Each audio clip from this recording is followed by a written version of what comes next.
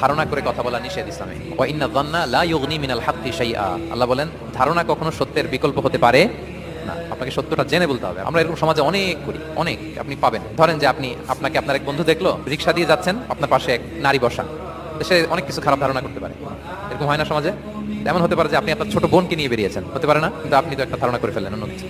বা আপনার ভাগ্নিকে নিয়ে বের হয়েছেন, আপনার খালাকে নিয়ে বেরিয়েছেন কোনো কাজে, ডাক্তারের কাছে, কিছু একটা হতে পারে। কিন্তু তাকে দেখেই আমি এদিক সেদিক বলতে আরম্ভ করলাম যে ওকে তো দেখছি এরকম এরকম এরকম, আছে না নাই? আমাদের সমাজে আমি দেখেছি যে কারো যদি ঠোঁট কালো হয় তো মানুষ ধারণা করে নেই লোকটা মনে হয় সিগারেট খায়। কিন্তু সিগারেট সেবন করা ছাড়াও কারো ঠোঁট কালো হতে পারে কি পারে না বলেন? এই যে, এগুলো সমাজে প্রচলিত। বিয়ে করার পর ইমিডিয়েট যদি কেউ একটা গাড়ি কিনে বা হুন্ডা কিনে, এটা কি বলে বলেন তো? এই বোধহয় শ্বশুর বাড়ি থেকে যৌতুক নিয়ে আসছে। দেখছেন, এরকম ভুরি ভুরি আপনি সমাজে পাবেন।